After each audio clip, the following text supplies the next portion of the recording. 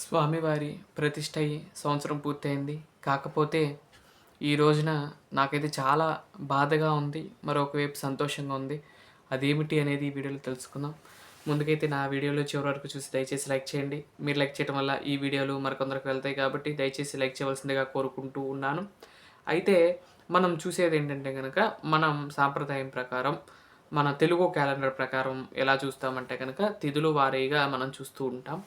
అదేవిధంగా ఇప్పుడు కూడా మనం తిథుల వారీగా చూసినట్లయితే పాల్గొన మాసం పాల్గొన మాసంలో 28వ తారీఖు అంటే ఈరోజు దశమి రాత్రి 8:40 వరకు ఉంది కాబట్టి ఇదే రోజున పునర్వసు నక్షత్రం రోజు మన యొక్క స్వామివారి యొక్క ప్రతిష్ఠ అనేది జరిగిందండి పైన. అయితే తిథుల ప్రకారం అయితే ఇదండి. తారీఖుల ప్రకారం అయితే కనుక మార్చి 9వ తారీఖు అయితే ఈ యొక్క ప్రతిష్ఠా మహోత్సవం అనేది జరిగింది. ఆ స్వామివారిని వచ్చి సంవత్సరం అయితే పూర్తయిపోయింది. అయితే కొంచెం సంతోషంగానే ఉంది. ఎందుకంటే స్వామివారు మన ఇంటికి వచ్చారన్న ఆ తృప్తి ఉంది. కాకపోతే ఈ రోజున ఎటువంటి పూజా కార్యక్రమాలు చేయలేకపోతున్నామే, బ్రహ్మోత్సవాలు అనుకున్నాం, బ్రహ్మోత్సవాలు కూడా చేయలేకపోయామనే చిన్న బాధ తప్పితే ఏం లేదండి. ఈరోజు పూజ చేయలేకపోయాము అన్న చాలా బాధగా ఉంది. అది ఈరోజు స్వామివారు మన ఇంటికి ఇక్కడ శాంతి నిలయంలోకి వచ్చి ఉన్న రోజునే మనం పూజ చేయకపోవటం అది చాలా బాధగా అనిపించింది. ఈ రోజల్లా కూడా అలానే అనిపిస్తూ ఉన్నది. ఈ రోజున అయినా పడితే బాగుండేదేమో అన్నట్లుగా అనిపించింది. అయితే మాకు దగ్గర వాళ్ళు చనిపోవటంతో ఈ యొక్క కార్యక్రమాన్ని అయితే చేయటం జరగలేదు. ఈ యొక్క వార్షికోత్సవంగా చేద్దామనుకున్నా. బ్రహ్మోత్సవాలు కూడా అన్నిటి కూడా సిద్ధం చేసుకున్నాను. తారీఖులు అన్నీ కూడా సిద్ధం చేసుకున్నాను. అలాగే వాటికి సంబంధించిన లైట్లు కానీ, గొడుగులు కానీ అన్నీ కూడా సమస్తం కూడా రెడీ అయిపోయినాయి. కాకపోతే ఆ చివరి నిమిషంలో ఆ యొక్క కార్యక్రమాలన్నీ కూడా రద్దయిపోయాయి.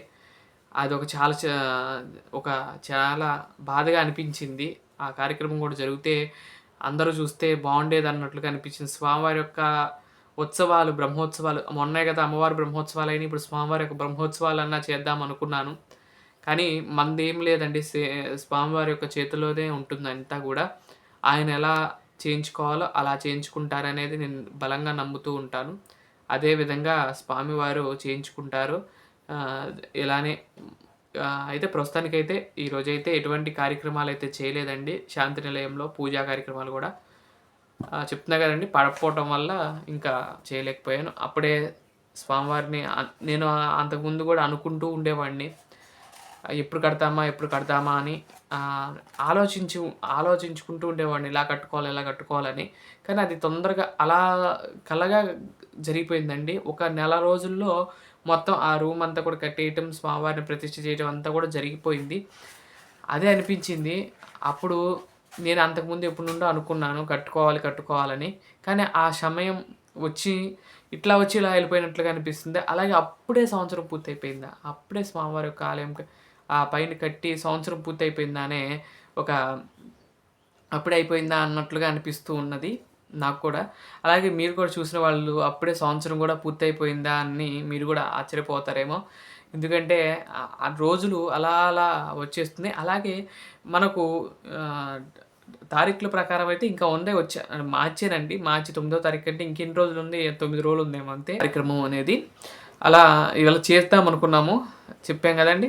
అంతా కూడా మన చేతుల్లో ఏది ఉండకూడదు. ఇప్పుడు నేను ఫస్ట్లో అండి ఇంతవరకు కూడా అలానే జరిగాయి. అప్పటి నుండి కూడా నేను ఏమీ ముందు అనుకోవట్లేదు. ఇదే ఎందుకో బ్రహ్మోత్సవాలు ముందే అనుకున్నాను. అనుకోవటం వల్లేమో ఆ యొక్క బ్రహ్మోత్సవాలు అలా అయినాయి. అలాగే నేను అనుకోవటం ఏంటంటే స్వామివారికి కూడా నచ్చలేదేమో. అంటే ఈ యొక్క ముహూర్తానికి వేరే కార్యక్రమం బ్రహ్మోత్సవాలు చేయించుకోలేదేమో. ఏదైనా శ్రవణ నక్షత్రం వచ్చేలాగా కానీ వేరే మాసంలో కానీ పెడదాం అనుకుంటున్నాను. అయితే రీసెంట్గానే కళ్యాణ వెంకటేశ్వర స్వామి బ్రహ్మోత్సవాలు అయినాయి. ఆ సమయంలో పెట్టినా పోయేదన్నట్లుగా అనిపించింది. నేనేంటంటే కనుక ఈ ప్రతిష్ఠ అయ్యే రోజుకి చేసుకుంటే బాగుంటుందిలే, అది కూడా ఒక గుర్తుగా ఉంటుంది ప్రతి సంవత్సరం అన్నట్లుగా నేను అలా అనుకున్నాను. కాకపోతే అదంతా కూడా స్వామివారికి నచ్చలేదేమో.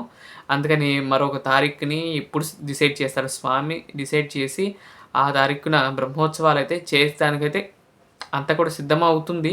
అయ్యాయి. అయితే మళ్ళీ ఇప్పుడు రేపు కోదండరామస్వామి వారి యొక్క బ్రహ్మోత్సవాలు జరుగుతుంటాయి. ఇక్కడ తిరుపతిలో.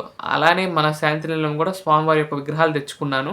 వాటికి కూడా చేద్దామా అన్న ఆలోచన ఉంది. కాకపోతే అది ఎంతవరకు జరుగుతాయో లేదో తెలీదు కానీ, నేను అనుకున్నాను ఆ స్వామివారికి సంకల్పం ఎలా ఉందో, సంకల్పం గనక నేను చేసిన సంకల్పం గట్టిదైతే తప్పకుండా ఆ బ్రహ్మోత్సవాలు అంగరంగ వైభవంగా జరగబోతాయి.